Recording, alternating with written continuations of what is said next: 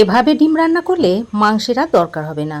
সামনে যদি মাংসের বাটি রাখা হয় তাহলে মাংসের বাটি সরিয়ে দিয়ে সবাই এই ডিমটাই পছন্দ করবে।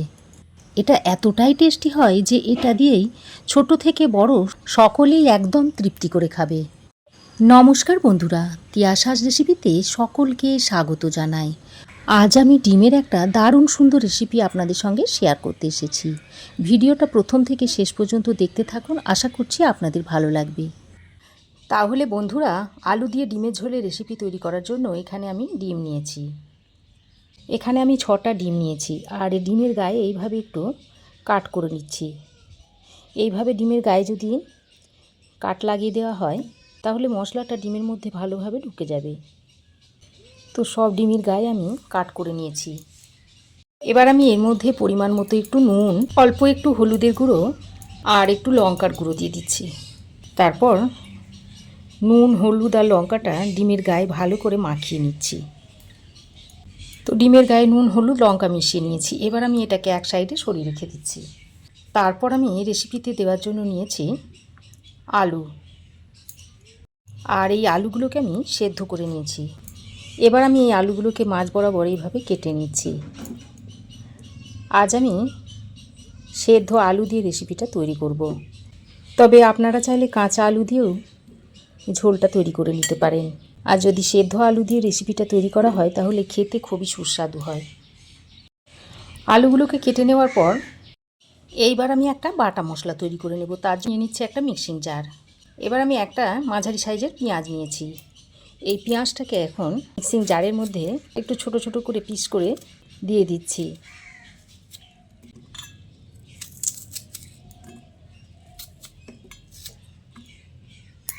এবার ওই পেঁয়াজের সঙ্গে দিয়ে দিচ্ছি কয়েক টুকরো আদা, দিয়ে দিচ্ছি 2টো কাঁচা লঙ্কা।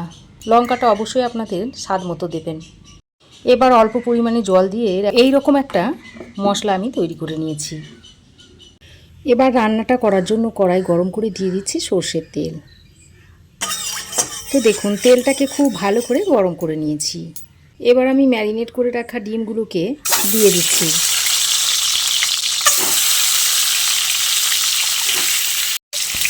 ডিমগুলো দিয়ে ভালো করে নেড়ে চেড়ে মিশিয়ে নিচ্ছি। দিয়ে ডিমগুলোকে হালকা করে একটু ভেজে নেব। খুব বেশি কড়া করে ডিমগুলো ভাজলে হবে না। খুব বেশি কড়া করে যদি ডিমগুলো ভাজা হয় তাহলে ডিমের এই যে সাদা অংশগুলো এগুলো শক্ত হয়ে যাবে, রান্নার পর খেতে আর ভালো লাগবে না। দেখুন, ডিমগুলোকে আমি হালকা কালার ধরিয়ে ভেজে নিয়েছি। এবার এই ডিমগুলোকে তুলে নিচ্ছি।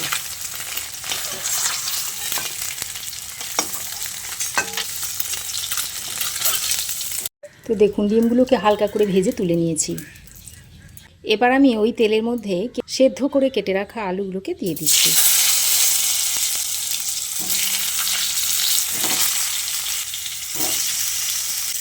আলুগুলোকে দিয়ে তেলের সঙ্গে নাড়াচাড়া করে মিশিয়ে নিচ্ছি। যে আলুগুলোকে একটু লাল লাল করে ভেজে নেব। আলু সেদ্ধ করার সময় আমি একটু নুন দিয়েছিলাম, আর আলুগুলোকে নুন দিয়ে একটু ভেজে নিলে খেতে বেশ ভালো লাগবে। আর আলুগুলোকে যদি এইভাবে নুন দিয়ে একটু ভেজে নেওয়া হয় তাহলে আলুর ভিতরে নুনটা ভালোভাবে ঢুকবে আর আলুটা তাহলে খেতে ভালো লাগবে।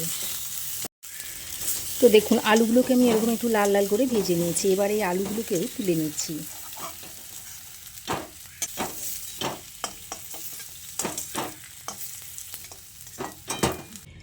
এখন আলু ভেজে তুলে নেওয়ার পর ওই কড়াইয়ে আরও একটু সর্ষের তেল দিয়ে দিচ্ছি।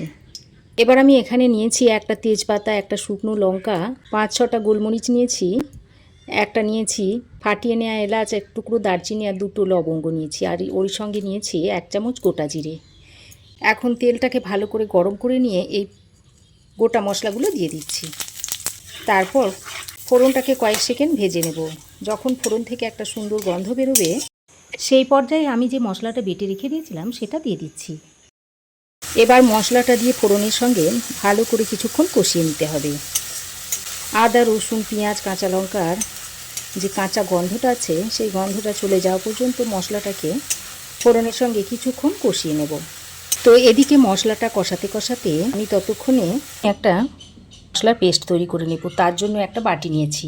এবার এই বাটির মধ্যে দিয়ে দিচ্ছি 1/2 চামচ হলুদ গুঁড়ো, 1/2 চামচ দিয়ে দিচ্ছি জিরে গুঁড়ো, হাফ চামচ দিয়ে দিচ্ছি ধনে গুঁড়ো, আর হাফ চামচ দিয়ে দিচ্ছি কাশ্মীরি লঙ্কার গুঁড়ো।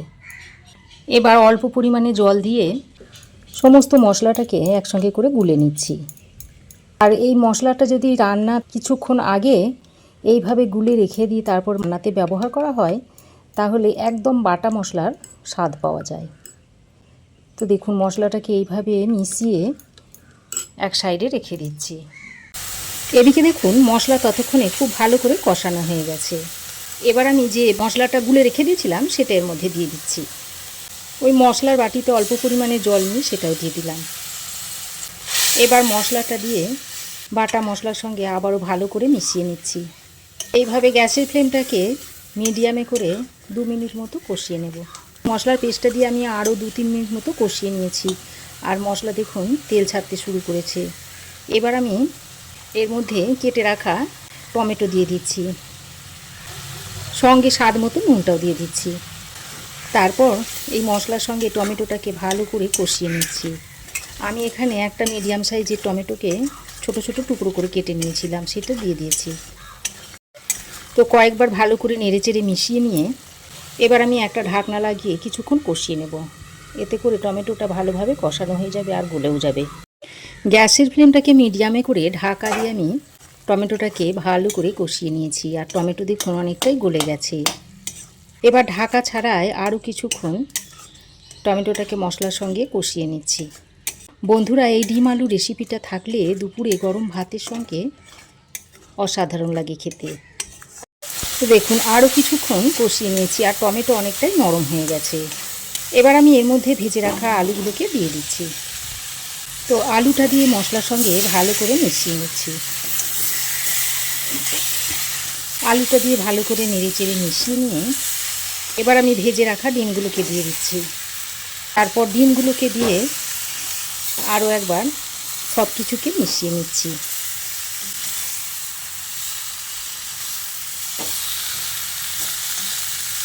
দেখুন ভালো করে সব কিছুকে মিশিয়ে নিয়েছি। ভালো করে মিশিয়ে নিয়ে এবার আমি এর মধ্যে পরিমাণ মতো জল দিয়ে দিচ্ছি।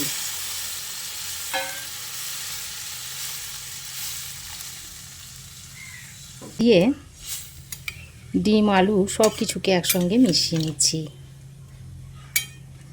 পুরো গরম ভাতের সাথে যদি এই রেসিপিটা থাকে তাহলে এক থালা ভাত এই দিয়েই খাওয়া হয়ে যায়, আর কোনো কিছুর দরকার হয় না। এতটাই টেস্টি হয় এই রেসিপিটা।